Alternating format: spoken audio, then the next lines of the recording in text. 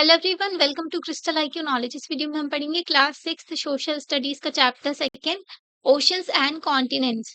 तो ओशन जो है हर जगह है, ठीक है।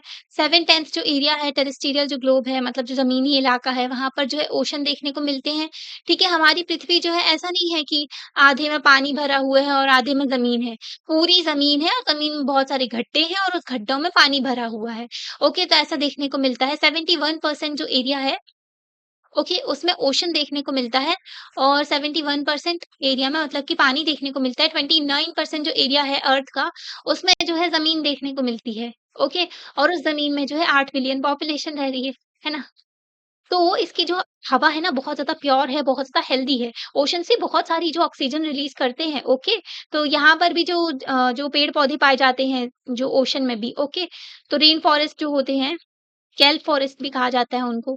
ये जो है बहुत बड़ा डेज़र्ट है जिसमें कभी भी इंसान जो है ना अकेला नहीं होता, क्योंकि यहाँ पर फ़ील होता रहता है। बहुत सारे जीव-जंतु होते हैं पानी के नीचे जो कि दिखाते हैं, मतलब आवाज़ करते हैं, थोड़ा-थोड़ा उनका फ़ील होती रहती हैं चीज़ें, है ना?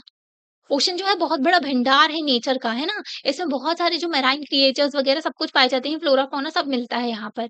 तो ग्लोब जो है ना, जो पृथ्वी वगैरह शुरू भी हुई थी, मतलब यहाँ पर जो है लाइफ फॉर्म भी शुरू हुआ था ओशन से, तो और हो भी सकता है कि ये खत्म भी यहीं से हो जाए, है ना? सबसे पहले जो है हमारी अर्थ का फॉर्मेशन हुआ था, है ना? अर्थ बन गई, फिर अर्थ में जो है गड्ढे थे बहुत सारे, है ना?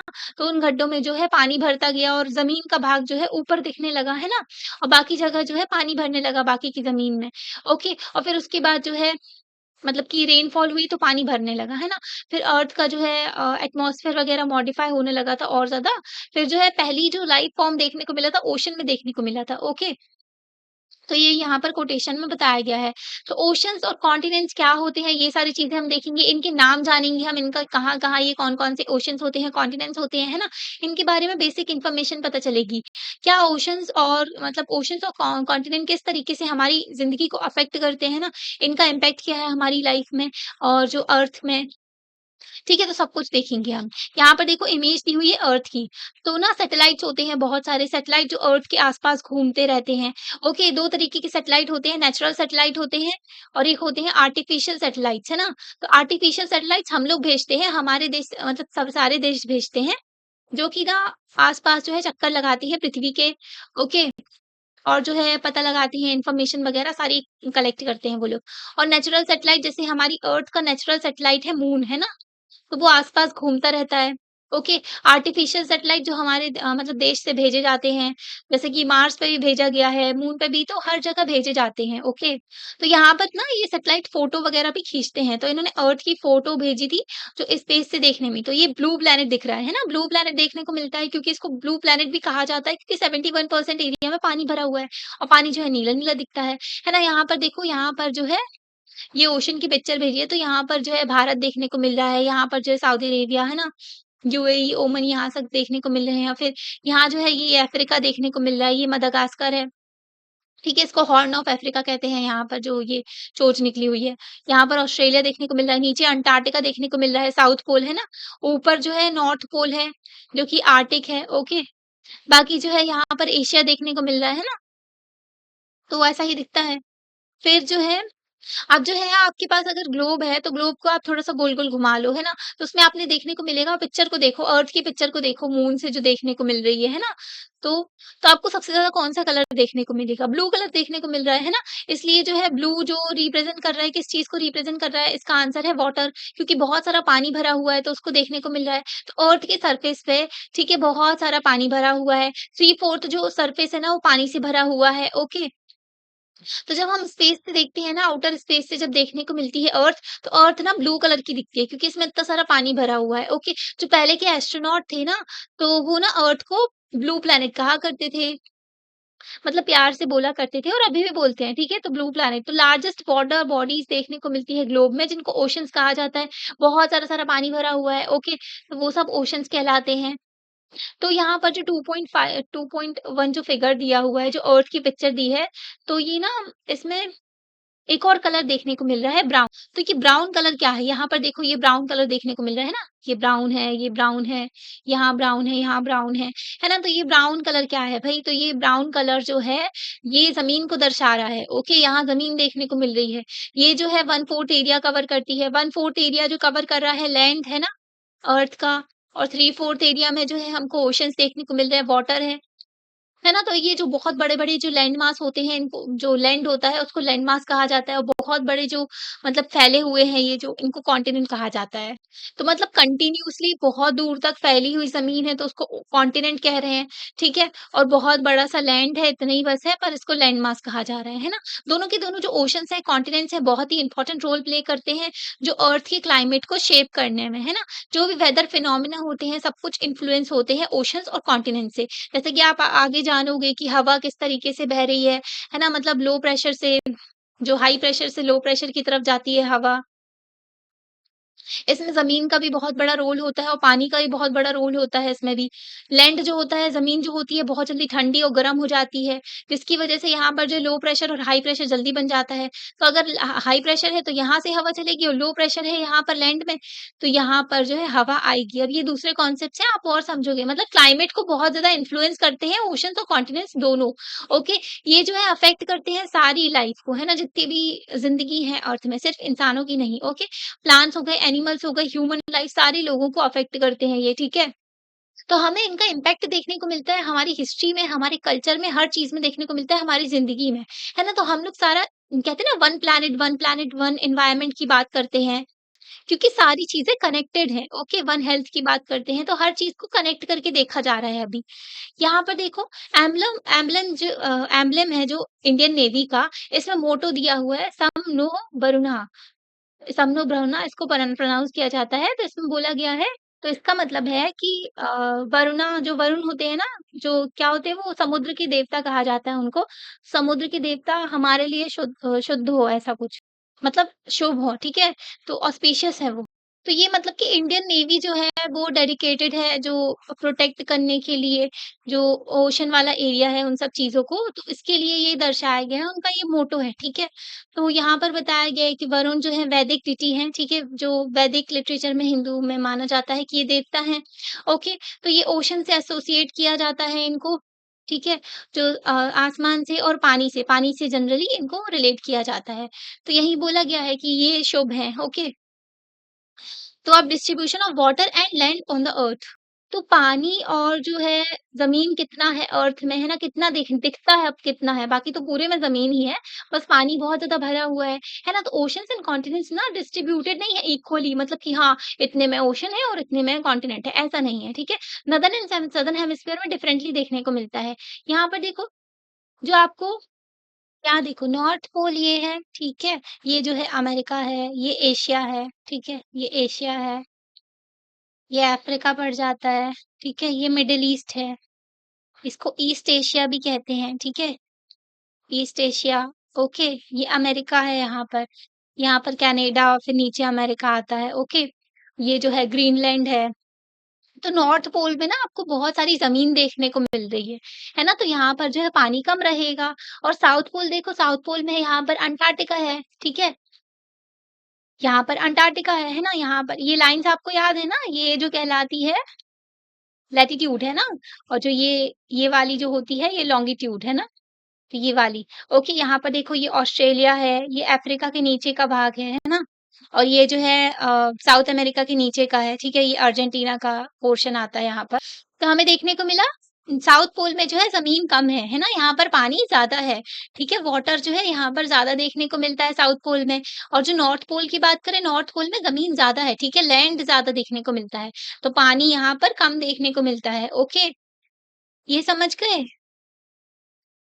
तो ब्लू एरिया जो है यहाँ पर वाटर देखने को मिल रहा है ना, ओशंस हैं, ओके? जो इसके ना कई सारे नेम्स देखने को मिलते हैं, स्मॉलर जो चीज़ें देखने को मिलती है, ओशन से छोटा होता है सी, फिर सी से छोटा होता है बे से छोटा होता है गल्फ। तो इसकी मीनिंग ना ग्लॉसरी में दिए हैं, आपकी बुक के आखिरी में, ओके? तो सी क्या होता है? सी जो होती है बहुत बड़ी बॉडी होती है, सॉल्टी वाटर देखने को मिलता है, ठीक है? ओशंस में हमें सॉल्टी वाटर देखने को मिलता है, सी में भी सॉल्टी वाटर देखने को मिलता है, ये छोटा होता है ओशन से। ओशन के बाद में आप सी देखने को मिलते हैं, बहुत सारे सी होते हैं जैसे कैस्पियन सी, रेड सी, येलो सी, ओके? तो आपको बहुत सारे सी देखने को मिल जाएँगे वर्ल्ड मैप में। तो ये जो है ओशन से छोटे होते हैं और ये ना कंप्लीटली या तो थोड़ा या तो पूरा का पूरा जो होता है ज़मीन से घिरे हुए होते हैं। ओके, जैसे कि आप रेड सी देखोगे ना ये इसके आस-पास भी जो है ज़मीन होती है। ओके, ऐसे ही आप कैस्पियन सी देखोगे, मेडिटेरेनियन सी देखोगे जो यूरोप और अफ्रीका के बीच में पड़ता है तो उसमें भी बहुत सारी ज़मीन है, बस इतनी सी ओपनिंग है। ओके, तो ये ओशन से छोटे होते हैं सी, ठीक है? तो ये सॉल्टी वाटर ही होता है, ओशन से कनेक्टेड भी होते हैं और घिरे हुए होते हैं ज़मीन से और नहीं भी होते हैं कभी-कभी, है ना? थोड़े-थोड़े भी घिरे हुए होते हैं। देखो बे होता है और एक होता है गल्फ। तो बे जो होते हैं ना इस तरीके से ओपन रहता है, यहाँ पर ज़मीन-ज़मीन रहती है। बाकी जो है ओपनिंग जो होती है ना इसकी बड़ी होती है। Okay, broad inlet of the sea होता है, सी से ज़्यादा खुला हुआ होता है ये, ठीक है? सी से कनेक्टेड होता है, थोड़ा ज़्यादा एरिया, है ना? और लैंड कर्व्स भी होते हैं, ओके? तो लैंड भी आस-पास होता है, जैसे बे ऑफ बंगाल आप देखोगे अभी इंडिया का मैप भी देख लेंगे, ठीक है? तो उसमें ना आपको बे ऑफ बंगाल देखने को मिलता है अपने ईस्टर्न साइड, ईस्ट इंडिया के जो नीचे देखने को मिलता है ना? और बाकी जो गल्फ की बात करें, तो गल्फ ना ऐसा होता है, ऐसे कर्व होता है, थोड़ी-सी जगह बस खुली होती है। ओके, जैसे कि गल्फ देखने को मिलता है, गल्फ ऑफ ओमन हो गया और गल्फ ऑफ मेक्सिको हो गया। यहाँ पर देखो गल्फ की डेफिनेशन दी हुई है, पार्ट ऑफ सी होता है जो कि सराउंडेड बाय लैंड होता है, तो लैंड ज़्यादा कवर होता है, यहाँ पर जो है ओशन का ही पानी आकर के भर जाता है और ये गल्फ बन जाता है, ऐसा ना ऐसा होता है ये। ओके, तो सी, बे और गल्फ में डिफरेंस समझ में आ गया? अभी हम आगे देखते हैं, ओके। तो यहाँ पर ना कुछ कुछ क्वेश्चंस दिए हुए हैं, जैसे सर्कुलर लाइन्स देखने को मिल रही हैं मैप में, तो हमने पढ़ा था ना लैटीट्यूड एंड लॉन्गिट्यूड के बारे में, ओके। तो आप इसका प्रीवियस चैप्टर भी देख सकते हो अगर याद नहीं है तो, है ना? तो ये देखो लैटीट्यूड्स हैं ये वाली जो लाइन्स थी, है ना? जो ये सर्कल बने हुए हैं इतने सारे ये लैटीट्यूड्स हैं, लॉन्गिट्यूड जो लॉन्ग-लॉन्ग हुआ करते थे, है ना? फिर से बता देते हैं। ये जो है, ये इक्वेटर हुआ करता था, ये ट्रॉपिक ऑफ कैंसर, ये इक्वेटर 0 डिग्री है ना? ट्रॉपिक ऑफ कैंसर हो गया, ऊपर नीचे आता है ट्रॉपिक ऑफ कैप्रिकॉर्न, फिर जो है अंटार्कटिक सर्कल यहाँ पर, है ना? यहाँ पर जो है आर्कटिक सर्कल, तो ये लैटीट्यूड्स कहलाते हैं, ओके? लॉन्गिट्यूड्स ये वाले जो हुआ करते थे, हमने प्राइम मेरिडियन पढ़ा था, है ना? इंटरनेशनल डेट लाइन के बारे में भी पढ़ा था, ओके? ग्रीनविच की लाइन के बारे में, तो ये लॉन्गिट्यूड्स होते हैं, है ना? टाइम भी फाइंड करना सीखा था, ओके? मतलब कितना डिफरेंस देखने को मिलता है टाइम का, है ना? तो ये सारी चीज़ें हैं। किस हेमिस्फीयर में ज़्यादा वाटर देखने को मिल रहा है? सदर्न हेमिस्फीयर में देखने को मिल रहा है ज़्यादा वाटर, है ना? जो नॉर्दर्न हेमिस्फीयर में देखा हमने नॉर्थ पोल में ज़मीन ज़्यादा है, ओके, यहाँ पर जो है अफ्रीका पड़ जाता है, ठीक है? मतलब यहाँ पर अफ्रीका पड़ जाता है, यहाँ पर अमेरिका, यहाँ पर एशिया और नीचे जो अंटार्कटिका बस। तो नीचे वाले जो है ना सदर्न हेमिस्फीयर में ज़्यादा पानी देखने को मिलता है और कम लैंड।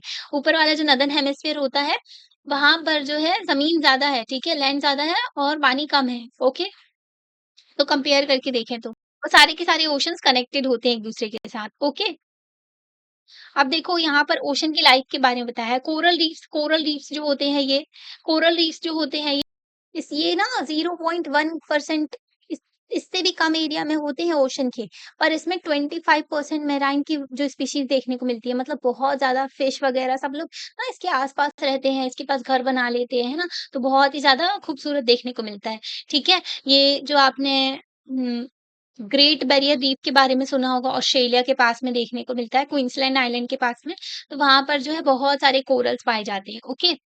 तो ये हो गया स्टारफिश देखो इसके बारे में दिया हुआ है, यहाँ पर शार्क, स्पर्म व्हेल और जो है मदर एंड बेबी ये दोनों का दिया हुआ है, ओके? डॉल्फिन्स हो गई, हमारी जो गंगा रिवर है उसमें भी डॉल्फिन पाई जाती है, ठीक है? और इरावदी डॉल्फिन भी पाई जाती है जो चिलिका लेक है उड़ीसा में वहाँ पर भी। तो देखो कोरल रीफ्स के पास में ना बहुत सारी फिशेज़ देखने को मिलती हैं, ओके? तो यहाँ पर देखो एल्गे भी है, एल्गे जो काई वगैरह जम जाती है ना, ये भी फोटोसिंथेसिस करते हैं। ये जो है पानी में पाए जाते हैं। देखो पेंगुइन्स, ठीक है? और यहाँ पर देखो बोनेर जो सी टर्टल है, ओके, इसके बारे में बताया है। ओशंस जो हैं बहुत सारा पानी पाया जाता है इसमें प्लैनेट में अगर देखें हम तो, पूरा जो हमारा अर्थ प्लैनेट है उसमें, ठीक है? पर ये जो सी वाटर है ना, ये सॉल्टी होता है और इसको पिया नहीं जा सकता, है ना? बहुत सारे इसमें नमक-नमक होता है, ठीक है? नमक नमकीन होता है ये, ओके? तो ज़्यादातर जो लैंड के एनिमल्स होते हैं इंक्लूडिंग ह्यूमन, तो इसको जो है कंज़्यूम नहीं कर सकते हैं, कंज़म्पशन मतलब ढंग से नहीं कर सकते इसको ये हमारे लिए पीने लायक नहीं है। तो हमारी पृथ्वी में ना अगर पूरा देखें तो 97% जो पानी है वो सॉल्टी है, ओके? ओनली 3% जो है हमारे पास फ्रेश वाटर मिलता है, ओके? फ्रेश वाटर है जो कि मोस्ट ऑफ द फॉर्म में जो है ग्लेशियर में मिलता है। टी ग्लेशियर्स हैं और बाकी ग्राउंड वाटर देखने को मिल जाता है ना? रिवर हो गई ये सारी चीज़ों के फॉर्म में, है ना? तो बहुत ही कम जो मात्रा में जो है प्लैनेट में वाटर रिसोर्सेज़ मिलती हैं, ठीक है? फ्रेश वाटर, बाकी सारा तो सॉल्टी है, ओके? जो कि ग्लेशियर, रिवर, लेक और एटमॉस्फेयर में मिलता है हमें, ओके? इसी को जो है ग्राउंड वाटर जो नीचे वाला जो होता है, वो ग्राउंड वाटर ज़मीन के अंदर जो रहता है। तो आपने कभी सोचा है इतना सारा पानी है हमारी पृथ्वी में, ठीक है, हमारे प्लैनेट में, फिर भी जो है वाटर स्कैर्सिटी देखने को मिलती है, बोलते हैं पानी की बहुत कमी है, वाटर क्राइसिस है, ऐसा क्यों है? इसलिए है क्योंकि बहुत सारा जो पानी हमारी पृथ्वी में पाया जाता है ना, वो सारा का सारा सॉल्टी है, ठीक है? हम उसको कंज़्यूम थोड़ी ना कर सकते हैं। पूरा नमकीन पानी है, इसमें नमक पाया जाता है, सिर्फ़ 3% फ्रेश वाटर देखने को मिलता है अर्थ में। ओके, और इसमें भी बहुत सारा जो पानी है वो ग्लेशियर्स के फॉर्म में देखने को मिलता है, तो बहुत कम पानी है और ऊपर से उस पानी को जो है ओवर एक्सप्लॉइटेशन किया जाता है, उसको ढंग से यूज़ नहीं किया जाता है, बहुत ज़्यादा वेस्ट किया जाता है पानी का, है ना? तो इसलिए जो है वाटर स्कैर्सिटी देखने को मिल रही है। वो आपने सुना है कि कहीं कई-कई जगह ना जैसे चेन्नई वगैरह हो गया, वहाँ पर ना पानी की बहुत कमी देखने को मिलती है, ओके? और वहाँ पर ना फ्लड भी आ जाती है, ठीक है? जैसे बहुत ज़्यादा बारिश हो गई एकदम से तो ना पूरा पानी भर जाता है, ओके? तो ऐसा बोलने को मिलता है water water everywhere not a single drop to drink, मतलब इतना सारा पानी है फिर भी वो पीने लायक नहीं है, ओके? तो ये भी देखने को मिलता है। हमारे देश में भी कई सारे एरियाज़ ऐसे हैं जहाँ पर बहुत सारा पानी देखने को मिलता है, कई सारे एरियाज़ ऐसे हैं जहाँ पर पानी नहीं देखने को मिलता है, ओके? हमारे देश में वर्ल्ड की 18% पॉपुलेशन देखने को मिलती है, ओके? हमारे देश में वर्ल्ड के 8% फ्लोरा और फौना देखने को मिलते हैं, मतलब प्लांट वगैरह, एनिमल वगैरह, स्पीशीज़ जो देखने को मिलती है। और वर्ल्ड का 4% पानी बस हमारे पास है। मतलब 18% पॉपुलेशन के लिए सिर्फ़ 4% पानी हमारे पास है। ओके, तो अच्छे से यूटिलाइज़ करना ज़रूरी है इसको भी, है ना? आपको पता है किस तरीके से पानी को सेव किया जा सकता है? क्या आप ये सब जानते हो? ठीक है? आपने क्या अपने घर में प्रैक्टिस किया है या फिर स्कूल में या फिर अपने गाँव या फिर सिटी या फिर टाउन में? देखा है आपने किस तरीके से पानी को बचाया जाता है? रेन वाटर हार्वेस्टिंग की जाती है, पानी को इफेक्टिवली यूज़ करना, है ना? वेस्ट नहीं करना। जैसे नहीं जो भी खराब पानी होता है फिर उसको जो है फेंकते नहीं है ऐसा, ठीक है? मतलब हल्का गंदा होता है तो उसको गमलों में डाल दिया जाता है। ओके, रेन वाटर हार्वेस्टिंग की जाती है, जैसे पानी गिर रहा है, बारिश हो रही है तो उसको जो है सेव कर लेते हैं, बाद के यूज़ के लिए पानी बचा लेते हैं। तो कई सारे मेथड्स होते हैं जिससे पानी को सेव किया जाता है, ओके? अगर आप वेस्ट नहीं कर रहे हो तो सेव करना ही कहलाता है। अब देखते हैं हम ओशंस के बारे में। वर्ल्ड मैप देखेंगे फिगर 2.3 में और जो पेज 32 है उसमें, तो यहाँ पर क्या देखने को मिल रहा है हमें 5 ओशंस देखने को मिल रहे हैं। Pacific ocean, Atlantic ocean, Indian ocean, Arctic ocean and southern ocean जिसको अंटार्कटिक ओशन भी कहते हैं। ठीक है? तो हमने 5 ही ओशन को जो यहाँ पर लिखा लिखा हुआ है, ठीक है? तो इतना समझ में आ रहा है कि मैप में कि ये सेपरेटेड तो नहीं है ना? सब जुड़े हुए हैं आपस में। ओके, यहाँ देख लो। ये हो गए अटलांटिक ओशन, इसको पैसिफिक ओशन नाम दिया गया है, इसको इंडियन ओशन देख रहे हो? ओनली ऐसा ओशन है जिसको एक देश के नाम पर दिया गया है नाम, ठीक है? पैसिफिक ओशन यहाँ पर पूरा कनेक्टेड है ना, पीछे से गोल है पृथ्वी तो। ये आर्टिक ओशन हो गया, ये हो गया सदर्न ओशन जिसको अंटार्कटिक ओशन भी कहते हैं, ओके? अब यहाँ पर देखो ये सेपरेटेड तो नहीं है, सब कनेक्टेड है। लाइन जो डिवाइड कर रही है ना मैप में हमने डिवीजन की लाइन देखी तो सिर्फ़ ये कन्वेंशन है, ठीक है? समझने के लिए है हमारे चला आ रहा है कि हाँ, हाँ, इस तरीके से हम समझ लेते हैं। ऐसी कोई बाउंड्री नहीं है कि हाँ, पानी को भी डिवाइड करने के लिए कोई बाउंड्री है, ठीक है? सी वाटर का एग्ज़ाम्पल लें हम, ये फ्लो करता रहता है डिफरेंट ओशंस में, है ना? रिच रिच डाइवर्सिटी जो मैराइन लाइफ़ है उसको सपोर्ट करता है ये, ओके? बहुत ज़्यादा जैसे कि मैराइन क्या होता है? जो ओशन में मिल रही है ना? जो भी जीव-जंतु जो है ओशन में पाए जा रहे हैं, तो उन्हीं को कहते हैं मैराइन लाइफ, ओके। कई सारे प्लांट होते हैं, एनिमल स्पीशीज़ होती हैं, जो कि कई सारे ओशंस में पाई जाती हैं। तो मैराइन फ्लोरा, ठीक है? जो यहाँ पर फ्लोरा मतलब प्लांट होता है, ओके। तो फ्लोरा जो पर्टिकुलर टाइम में किसी एरिया में पाए जा रहे हैं ना, जो प्लांट हो गए, फ्लोरा की बात की हमने, ठीक है? छोटे-छोटे प्लांट हो गए, जैसे कि एल्गी हो गए और जो सीवीड्स होती हैं बहुत सारे तरीके की, ओके। तो ये जो है ओशंस में पाई जाती हैं। मैराइन फ़ौना फ़ौना जो है एनिमल्स कहलाते हैं, ठीक है? तो एनिमल्स में कई सारे मिलते हैं, जैसे थाउज़ेंड्स ऑफ स्पीशीज़ मिलती है, कलर फिश की, है ना? बहुत सारी रंग-बिरंगी जो मछलियाँ मिलती हैं, डॉल्फिन्स हो गई, व्हेल हो गए, बहुत सारे जो मिस्टीरियस जो डीप सी क्रिएचर्स कहलाते हैं, वो भी होते हैं। बहुत सारी प्रजाति मिलती जाती हैं अलग-अलग जीव-जंतु की ओशंस में, ठीक है? तो हर पार्ट जो है ओशन का, तो उसको ना तो ऊपर की बात करें हम तो पूरे में तो सनलाइट नहीं जाती ना, ऊपर-ऊपर देखा हमने यहाँ-यहाँ सनलाइट पहुँचती है, पर बहुत ज़्यादा डीप ओशंस भी होते हैं, जहाँ पर सनलाइट नहीं पहुँचती है। तो वहाँ जो डार्क डेप्थ होती है ना, बहुत ही गहराई की बात की जा रही है अंधेरे में, वहाँ पर भी जो बहुत सारी डाइवर्स लाइफ फॉर्म मिलते हैं, ओके? तो सरफेस में भी और बहुत ज़्यादा ओशन में, अभी तक ओशन एक्सप्लोर किया ही नहीं है वर्ल्ड में, ओके? ज़्यादातर हुआ ही नहीं है, ओके? मतलब ऊपर-ऊपर देख लिया है, उतना नीचे तक लोगों एक्सप्लोर नहीं कर पाए हैं। धीरे-धीरे पॉसिबिलिटी बढ़ रही है जैसे-जैसे टेक्नोलॉजी बढ़ती जाएगी, है ना? तो यहाँ पर आप देख लिया, ये इसको यूरेशिया भी कहते हैं, रशिया को यूरेशिया कहते हैं क्योंकि इसका पार्ट जो है यूरोप में भी आता है और एशिया में भी आता है। यहाँ पर रशिया है, यहाँ पर मंगोलिया पाया जाता है, यहाँ पर चाइना, ये इंडिया हो गया, ठीक है? यहाँ पर म्यांमार हो गया और बाकी जो है साउथ ईस्ट एशियन नेशन पाए जाते हैं यहाँ पर। तो ये समझने के लिए हमने ओशंस डिवाइड किए हुए हैं, बाकी कॉन्टिनेंट ये हैं, ठीक है? तो ये एशिया का कॉन्टिनेंट है, ये अफ्रीका है, ये south America, north America, Australia हो गए, ठीक है? तो ये हो गए अंटार्कटिक जो हो गया, है ना? तो ये हम समझ गए। अब यहाँ पर ना आपका चार्ट दिया है, तो ये सारे ओशंस कौन-कौन से हेमिस्फीयर में मिलते हैं, ये आपको बताना है। देखो पैसिफिक ओशन किसमें मिल रहा है? पैसिफिक ओशन ना नॉर्थ पैसिफिक भी होता है और साउथ पैसिफिक भी होता है। तो पैसिफिक ओशन तो पूरे में ही देखने को मिलता है बेसिकली अगर देखें जनरली बात करें तो, है ना? और अटलांटिक ओशन देखो यहाँ पर ये जो है अटलांटिक ओशन नॉर्दर्न हेमिस्फीयर में देखने को मिल रहा है ना? वैसे तो साउथ अटलांटिक भी होता है, प्रॉपर डिवीज़न अगर इस लाइन के अकॉर्डिंगली चलें तो फिर नॉर्थ में देखने को मिलता है, बाकी साउथ अटलांटिक भी होता है, ये साउथ अटलांटिक ओशन है, ओके? यहाँ पर नॉर्थ अटलांटिक ओशन देखने को मिलता है। तो अटलांटिक ओशन को भी दोनों में ही कर सकते हैं, इंडियन ओशन तो सदर्न हेमिस्फीयर में देखने को मिलता है, ओके? सदर्न ओशन भी सदर्न में देखने को मिलता है, आर्कटिक ओशन नॉर्थ में देखने को मिलता है, ये देखो आर्कटिक ओशन नॉर्थ में है, इंडियन ओशन साउथ में है और अंटार्कटिक ओशन भी साउथ में है, ओके? ये हो गया। तो हमें मैप से ही पता चल रहा है कि पैसिफिक ओशन तो सबसे बड़ा है, फॉलोड बाय अटलांटिक ओशन। तो पैसिफिक ओशन के बाद में अटलांटिक ओशन आता है ना? तो यहाँ देखो पैसिफिक ओशन कितना बड़ा है, पूरा कनेक्टेड है ना पीछे से गोल-गोल, है ना? पूरा ग्लोब तो गोल है, जुड़ा हुआ है, तो पैसिफिक ओशन सबसे बड़ा, फिर Atlantic ocean, Pacific ocean first, second हो गया अटलांटिक ओशन हो गया बड़ा वाला, है ना? फिर जो इंडियन ओशन है ना, थर्ड लार्जेस्ट आता है, इंडियन ओशन थर्ड नंबर पे आता है, फिर सदर्न ओशन फोर्थ होता है और फिर स्मॉलेस्ट जो होता है आर्टिक ओशन, ओके? तो फर्स्ट हमने देखा Pacific ocean, second Atlantic ocean, third जो है इंडियन ओशन है। फिर उसके बाद में आता है सदर्न ओशन, फिर आता है Antarctic ocean sorry Arctic ocean, okay? Fifth वाला ये हो गया, है ना?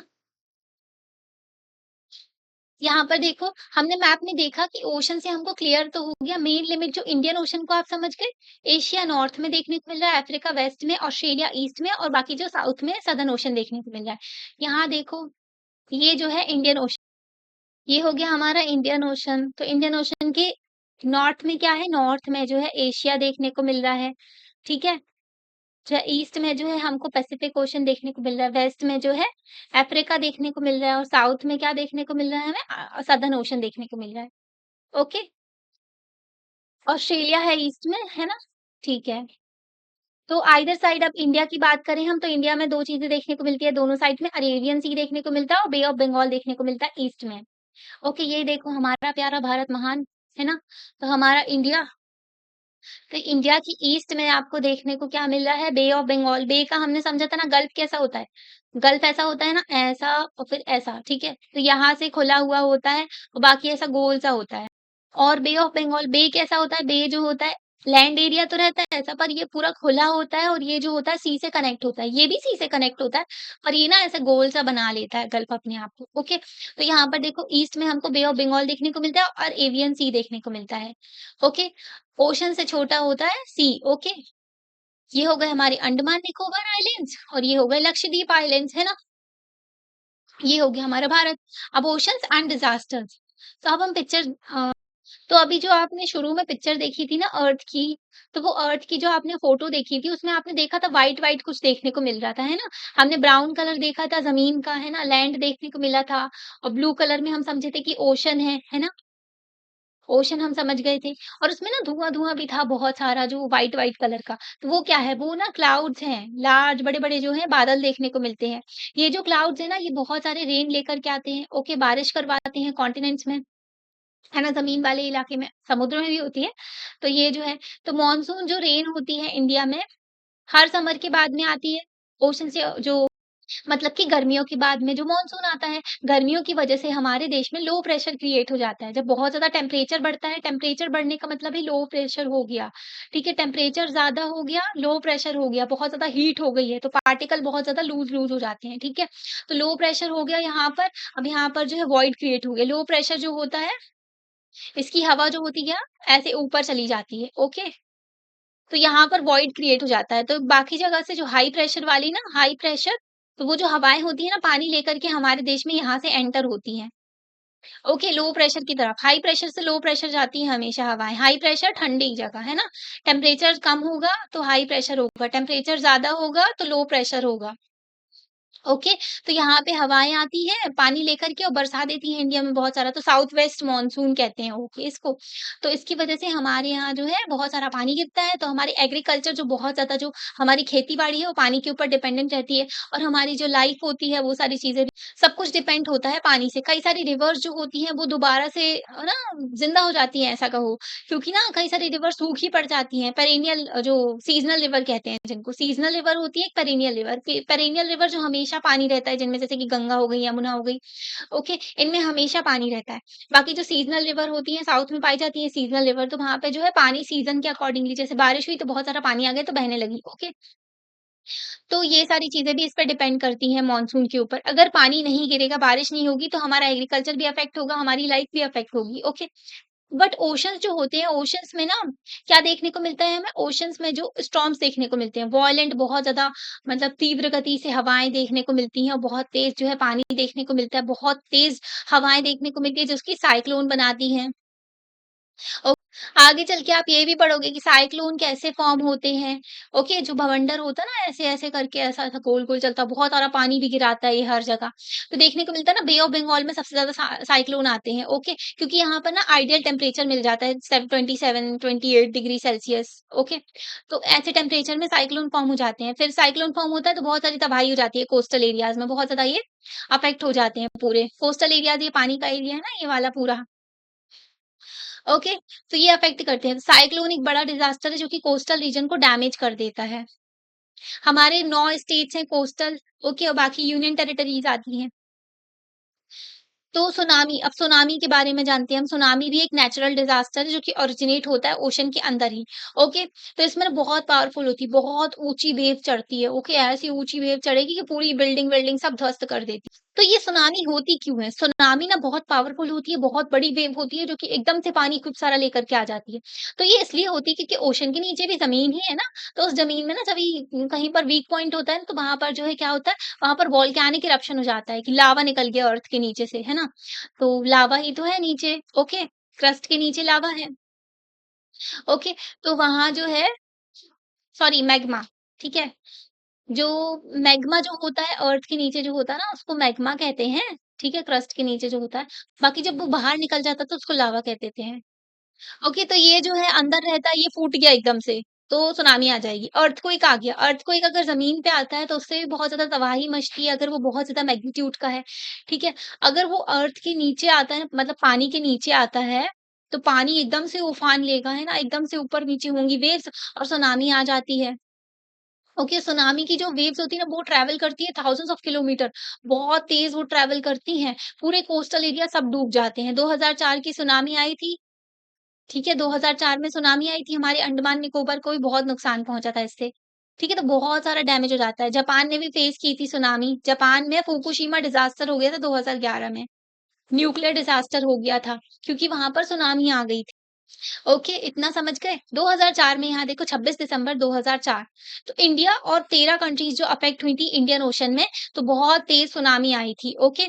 तो टी साइलेंट होता है इसलिए सुनामी कहते हैं। Caused by earthquake in Indonesia, Indonesia में जो है अर्थक्वेक आ गया था। अर्थक्वेक की वजह से जो बहुत तेज़ जो है वेव्स उठी और पूरी जो है 13 जो कंट्रीज़ हैं देश अफ़ेक्ट हुए इससे इंडिया के साथ-साथ, है ना? तो 2 लाख से ज़्यादा लोग जो थे उनकी जान चली गई। इंडिया में देखें तो अंडमान निकोबार जो आइलैंड्स हैं हमारे यहाँ देखो ये अंडमान निकोबार आइलैंड्स है ना, ये हमारे यहाँ पर ये अंडमान निकोबार है, यहाँ पर लक्षद्वीप पाए जाते हैं। तो अंडमान निकोबार आइलैंड्स हैं, यहाँ पर जो बहुत ज़्यादा इफ़ेक्ट देखने को मिला था चीज़ों तो और जो है तमिलनाडु हो गया, केरला हो गया, वो भी बहुत ज़्यादा अफ़ेक्ट हुए थे, बहुत ज़्यादा डैमेजेज़ हुए थे, बहुत सारे जीव-जंतु लोगों की सबकी जान गई थी। यहाँ पर तमिलनाडु है, यहाँ पर जो है केरला है, ओके। यहाँ पर देखो, यहाँ पर जो है तमिलनाडु है और यहाँ पर जो है केरला है साइड में, है ना? तो ये लोग भी बहुत ज़्यादा अफ़ेक्ट हुए थे इससे। ये सुनामी जो है बहुत ज़्यादा रेयर होती है, ठीक है? पर बहुत डिस्ट्रक्टिव होती है, तबाही मचा देती है। लकीली इसको बोले तो डिटेक्ट किया जा सकता है, मतलब कोस्ट में मतलब थोड़ा ना पता चल जाता है कि हाँ, ऐसा कुछ हो रहा है। जो इतनी सारी टेक्नोलॉजी हो गई है ना हमारे मतलब सभी लोगों के पास में कि वो थोड़ा बहुत पता लगा लेते हैं। तो अर्ली वार्निंग सिस्टम देखने को मिलता है कि पहले से ही वो सचेत कर देते हैं, लोगों को बता देते हैं, अवेयर कर देते हैं कि भैया ऐसा कुछ होने वाला है, वहाँ का एरिया खाली कर दो, सब लोग जो है अंदर की तरफ आ जाओ देश में। तो अर्ली वार्निंग सिस्टम बहुत हेल्पफुल रहता है इन चीज़ों के लिए। तो इंडियन ओशन सुनामी जो है, अभी अगर कोई रेनफॉल भी होने होती है, तो मैसेजेस आ जाते हैं फ़ोन में कि इस एरिया में बहुत तेज़ रेनफॉल होने वाली है, लाइटनिंग होने वाली है, ठीक है? बिजली गिर सकती है, तो घरों के अंदर रहें लोग, है ना? पेड़ के नीचे ना खड़े होएँ, तो ऐसा बोला जाता है, ओके। पहले से लोगों को जता दिया मतलब बता देते हैं, अवेयर कर देते हैं।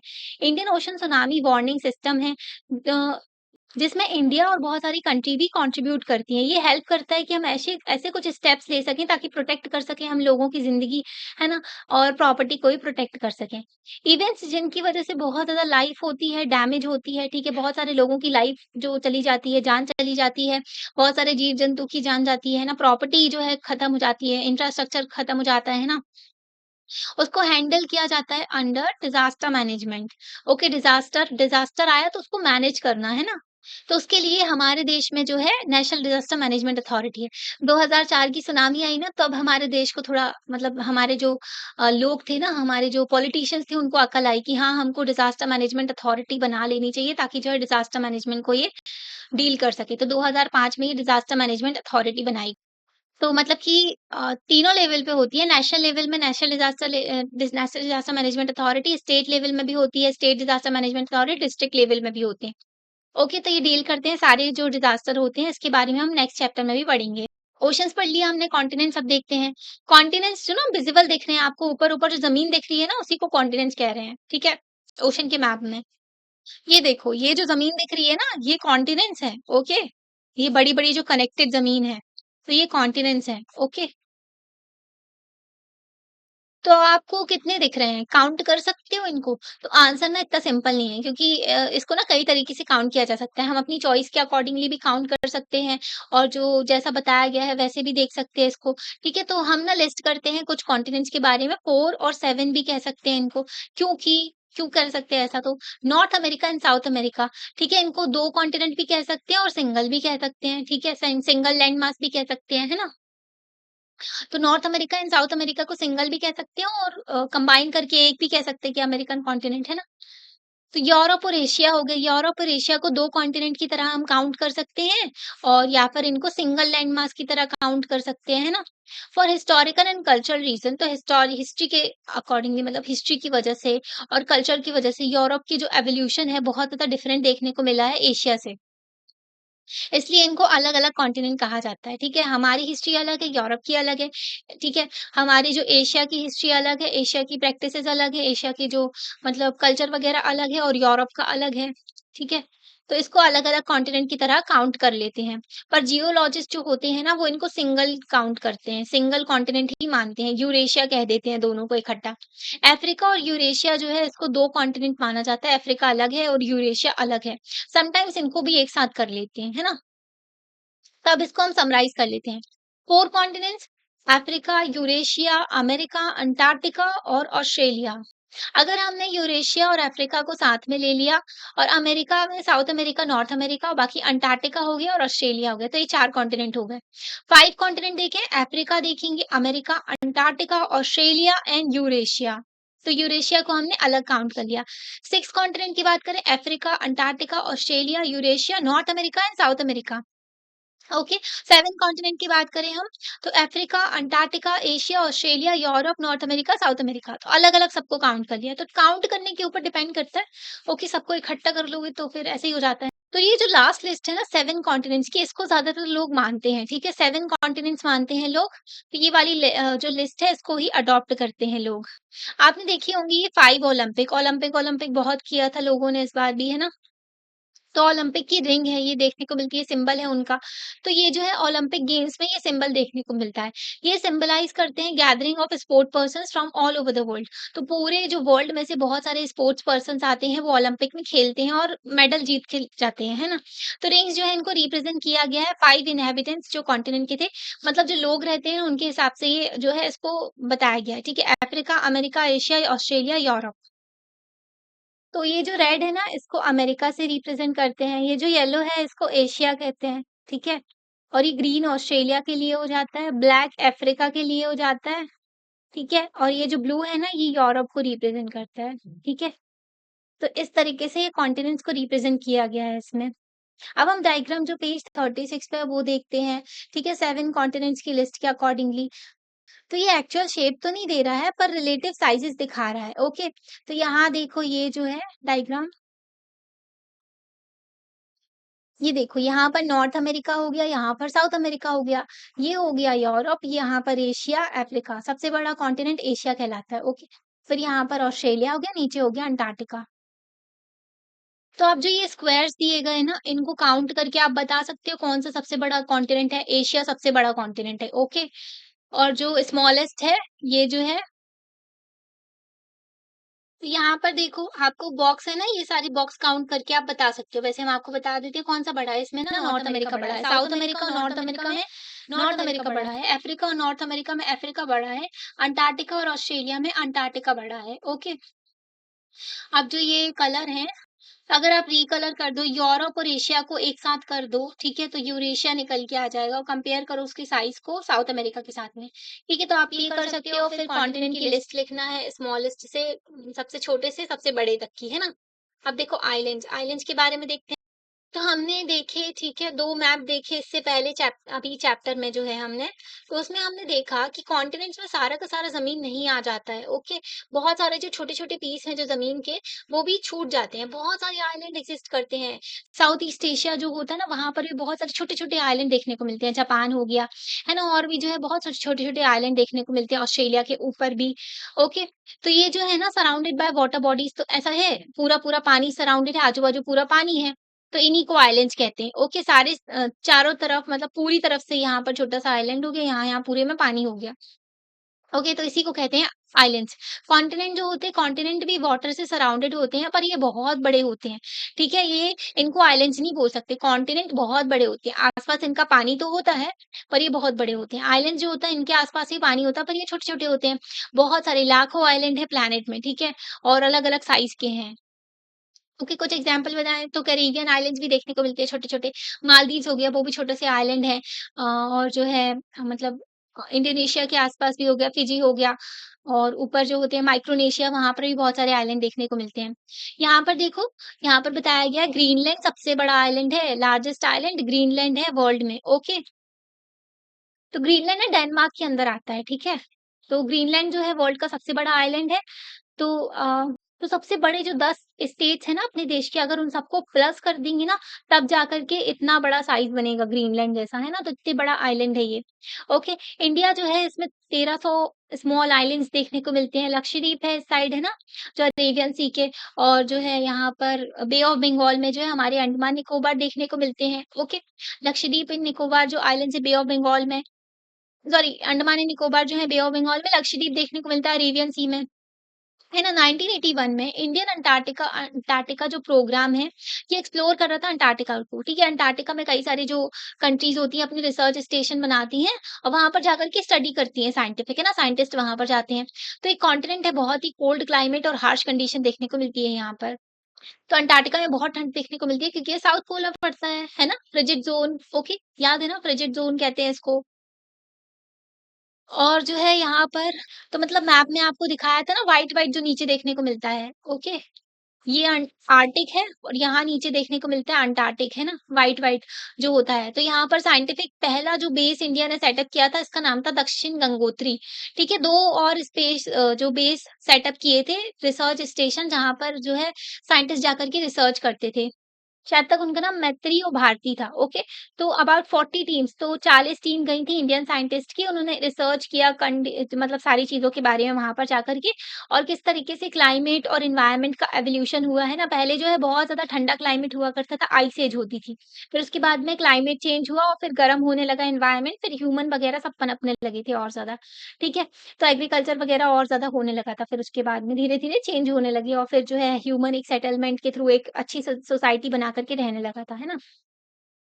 तो यहाँ पर जो है साइंटिस्ट के पास में लाइब्रेरी भी है और पोस्ट ऑफिस भी है, तो अंटार्कटिका में बहुत सारी चीज़ें हैं। लोग जाते हैं टूरिज़्म के तौर पे भी जाते हैं और अंटार्कटिका में रिसर्च स्टडीज़ करने के लिए भी जाते हैं। एक तो बहुत वहाँ का क्लाइमेट बहुत ज़्यादा हार्श है ना, बहुत ज़्यादा ठंड पड़ती है वहाँ पर, ओके। अब ओशंस एंड लाइफ के बारे में देखते हैं। ओशंस और कॉन्टिनेंट जो है बहुत ही इम्पोर्टेंट पार्ट होते हैं एनवायरनमेंट का, जो कि हमारी लाइफ को, जो भी स्पीशीज़ है सबकी लाइफ को जो है अफ़ेक्ट करते हैं, ओके। अगर हम नोटिस ना भी करें, हम ध्यान ना भी दें, फिर भी हमारी लाइफ इनसे अफ़ेक्ट होती है। हमने मेंशन किया था इससे पहले, हमने जो पढ़ा था, ओशन जो है क्या करते हैं, पानी भेजते हैं, बारिश होती है जिनकी वज़ह से कॉन्टिनेंट्स में, ओके। तो बहुत सारा जो अर्थ की वाटर साइकिल होती है ना, उसमें भी बहुत इंपॉर्टेंट रोल प्ले करते हैं ओशन, ओके। साइंस में साइंस जो है, उसमें सब्जेक्ट में आप और जानोगे इसके बारे में। ओशंस के बिना ना जो कोई रेनफॉल ना होगी, ओके, तो ओशंस इतने इम्पोर्टेंट होते हैं। अर्थ जो है डेज़र्ट बन जाएगा, ठीक है? पूरा मरुस्थल बन जाएगा, सूखा इलाका पड़ जाएगा अगर ओशंस ना हो तो, ठीक है? तो वर्ल्ड की ना हाफ जो, मतलब अगर पूरी बात करें हम कितनी ऑक्सीजन है 100 की, तो 50% से ज़्यादा ऑक्सीजन जो है ओशन के जो फ्लोरा होते हैं ना, जो प्लांट्स होते हैं, वो प्रोड्यूस करते हैं ऑक्सीजन, ठीक है? बहुत सारा जो है ऑक्सीजन देते हैं हमें ओशंस, ओके? ओशन के जो प्लांट्स हो गए, फ्लोरा हो गए, ओके? तो ये बहुत ही इंपॉर्टेंट होते हैं, इसलिए द प्लैनेट लंग्स कहते हैं इनको, ठीक है? प्लैनेट्स के लंग हैं ये, ओके? ओशंस जो होते हैं, तो ओशन बहुत ही इंपॉर्टेंट रोल प्ले करते हैं क्लाइमेट को रेगुलेट करने में और सस्टेन करने को, हमारी लाइफ भी इन्हीं की वजह से चल रही है। ओके, ओशंस जो है बहुत सारी रिसोर्सेज़ भी प्रोवाइड करते हैं हमें, ठीक है? मैराइन क्रिएचर्स भी बहुत सारे होते हैं। लोग ना कई सारे ओशन के जो जीव-जंतु होते हैं उनको लोग खाते भी हैं, है ना? तो ये सारी चीज़ें भी देखने को मिलती है, बाकी ऑक्सीजन तो हमें प्रोवाइड करता ही है ये।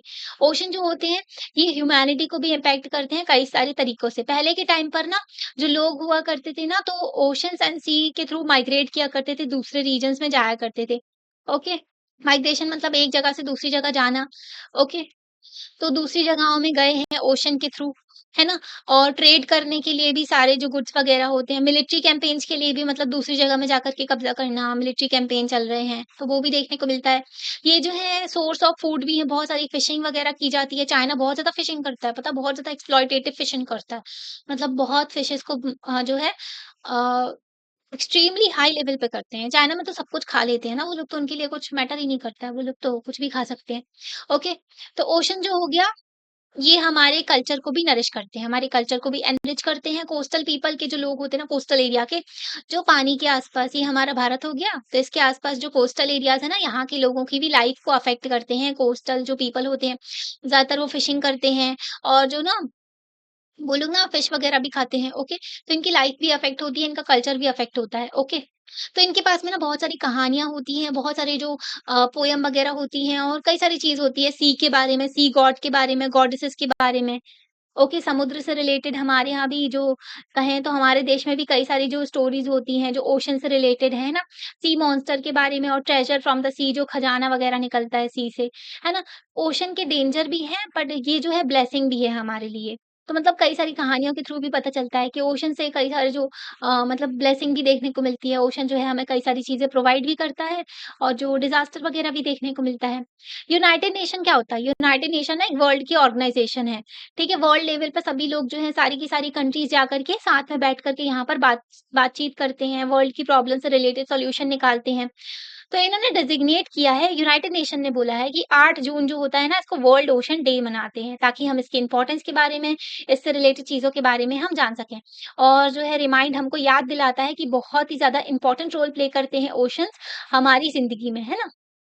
ये जो है लंग्स हैं हमारे प्लैनेट के, ओके, हमें बहुत सारा ऑक्सीजन प्रोवाइड करते हैं, फूड प्रोवाइड करते हैं, मेडिसिन्स भी बहुत सारी मिलती हैं हमको और ये बहुत ही क्रिटिकल पार्ट है बायोस्फीयर का। तो बायोस्फीयर क्या होता है? हाइड्रोस्फीयर, ठीक है, एटमॉस्फेयर एंड लिथोस्फीयर। ठीक है, लिथोस्फीयर जो लैंड हो गया, ठीक है, हाइड्रोस्फीयर जो पानी की बात की जाती है यहाँ पर वाटर, एटमॉस्फेयर हवा की बात की जाती है। इन तीनों का कॉम्बिनेशन जो होता है ना बायोस्फीयर जहाँ पर लाइफ फॉर्म पॉसिबल होता है, ठीक है। साइंटिफिक स्टडीज़ ने बताया है कि ओशंस बहुत ज़्यादा पॉल्यूटेड देखने को मिल रहे हैं ह्यूमन एक्टिविटीज़ की वजह से। ह्यूमन्स ने हर जगह गंद फैला के रखे हैं, मतलब हर जगह पॉल्यूशन पॉल्यूशन करते हैं, हर जगह प्लास्टिक देखने को मिल रही है, कचरा, कूड़ा, है ना? ज़माने भर की चीज़ें, million tons of plastic waste. Plastic जो है हज़ारों सालों तक वैसी की वैसी ही रहती है, डिकम्पोज़ नहीं होती है। तो प्लास्टिक वेस्ट जो है ओशंस में भी देखने को मिल रहा है, बहुत सारा डंप किया जाता है, जिसकी वज़ह से मैराइन लीफ अब जानवर को थोड़ी ना पता है कि वो प्लास्टिक खा रहा है। छोटी-छोटी प्लास्टिक जो होती हैं, वो फिश जो होती हैं, वो खा लेती हैं, फिर वो फूड चेन में एंटर कर जाती है। फिश को जो पंछी भी खाते हैं, है ना? कई सारे जो बर्ड्स होते हैं और फिश जो है वो ह्यूमन के द्वारा भी खाई जाती है। तो ह्यूमन जो है उसमें भी आ रही है प्लास्टिक। तो फूड चेन में ही एंटर कर चुकी ना, कई तरीके के जो पॉल्यूशन देखने को मिलते हैं। ओके, जिसकी वजह से लाइफ फॉर्म अफ़ेक्ट हो रहे हैं, लाइफ अफ़ेक्ट हो रही है लोगों की और जो ओशन में है, जो मैराइन लाइफ उसकी, ठीक है? एज़ अ रिज़ल्ट इसकी वजह से क्या हो रहा है मैराइन एनवायरनमेंट जो है वो खतरे में है बहुत ज़्यादा। ओवर फिशिंग की जा रही है, चाइना बहुत ज़्यादा एक्सेसिव फिशिंग करता है, एक्सेसिव फिशिंग एक्सप्लॉइट करता है एकदम। ओके, तो अनदर कॉज़ है डिक्लाइन ऑफ मैराइन लाइफ का, ठीक है? फिश भी बहुत इम्पोर्टेंट रोल प्ले करती है फूड चेन में, है ना? तो फिश की पॉपुलेशन कम होती जा रही है, तो उससे भी दिक्कत देखने को मिलती है। ओवर फिशिंग करता है ना चाइना, एक्सेसिव फिशिंग कहते हैं, ओके? हमारी कलेक्टिव रिस्पॉन्सिबिलिटी है कि हमको प्रोटेक्ट करना है ओशन को फ्यूचर के लिए, प्लैनेट के लिए, है ना? और ह्यूमैनिटी के लिए, आगे की जनरेशंस के लिए भी हमें जो है पॉल्यूशन कम करना है, ठीक है? एक्सप्लॉइटेटिव काम नहीं करना है, चीज़ों को बर्बाद करके यूज़ नहीं करना है ना? पूरी तरीके से एक्सप्लॉइट कर रहे हैं, हर जगह पॉल्यूशन फैला रहे हैं, ऐसी हरकतें नहीं होनी चाहिए। तो अब चैप्टर तो हो गया है ना? अब हम थोड़ा-सा समरी देख लेते हैं। अर्थ का सरफेस जो है, जो वाटर बॉडी से कवर है, ओशंस हैं और कॉन्टिनेंट्स हैं, है ना? हमने ओशंस के बारे में भी पढ़ा, कॉन्टिनेंट्स के बारे में भी पढ़ा। ओशंस जो है इंटरकनेक्टेड है, एक-दूसरे से जुड़े हुए हैं।